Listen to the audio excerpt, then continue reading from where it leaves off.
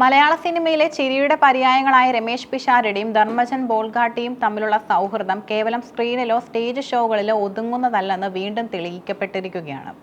2026 നിയമസഭാ തെരഞ്ഞെടുപ്പിൽ പാലക്കാട് മണ്ഡലത്തിലെ UDF സ്ഥാനാർത്ഥിയായി രമേശ് പിഷാരടി ജനവിധി തേടുമ്പോൾ തന്റെ പ്രിയ സുഹൃത്തിന് ഹൃദയസ്പർശിയായ പിന്തുണയുമായി ധർമ്മജൻ എത്തിയത് രാഷ്ട്രീയ സിനിമാ മേഖലയിൽ വലിയ ചർച്ചകൾക്കാണ് വഴി തുറന്നിരിക്കുന്നത്. പാലക്കാട്ടെ നായകനാകാൻ പിഷാരടിക്ക് കഴിയട്ടെ എന്ന ധർമ്മജന്റെ ആശംസയിൽ ഒരു സുഹൃത്തിന്റെ സ്നേഹം മാത്രമല്ല, മറിച്ച് തന്റെ സഹപ്രവർത്തകന്റെ വ്യക്തിത്വത്തിലുള്ള ഉറച്ച വിശ്വാസം കൂടിയാണ് നിഴലിക്കുന്നത്. മലയാളി പ്രേക്ഷകർക്ക് മുന്നിൽ പിഷാരടിയും ധർമ്മജനും ഇരട്ടകളെ പോലെയാണ്. ഒരാൾ തുടങ്ങുന്ന കോമഡി മറ്റൊരാൾ പൂർത്തിയാക്കുന്ന ആ കെമിസ്ട്രി മലയാളികൾ വർഷങ്ങളായി ആസ്വദിക്കുകയാണ്. എന്നാൽ രാഷ്ട്രീയത്തിൽ കടുത്ത പോരാട്ട ഭൂമിയിൽ എത്തുമ്പോൾ ഈ ആത്മബന്ധത്തിന് ഒട്ടും മങ്ങലേറ്റിട്ടില്ല. പാലക്കാട് വോട്ട് ചോദിക്കാൻ എത്തിയ ധർമ്മജൻ പങ്കുവച്ച ചില കാര്യങ്ങൾ പിഷാരടി എന്ന മനുഷ്യനെ വോട്ടർമാർക്ക് മുന്നിൽ കൂടുതൽ വ്യക്തമായി അവതരിപ്പിക്കാൻ സഹായിച്ചു.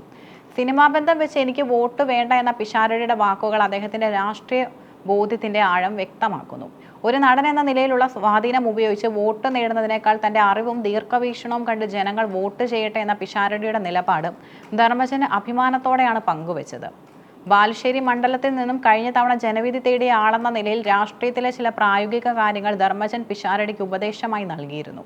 കോമഡിയല്ല രാഷ്ട്രീയം, ജനങ്ങൾക്കിടയിലേക്ക് ഇറങ്ങിച്ചെല്ലേണ്ട ഒന്നാണ് എന്ന ഗൗരവകരമായ ഉപദേശമാണ് ധർമ്മജൻ തന്റെ സുഹൃത്തിന് നൽകിയത്.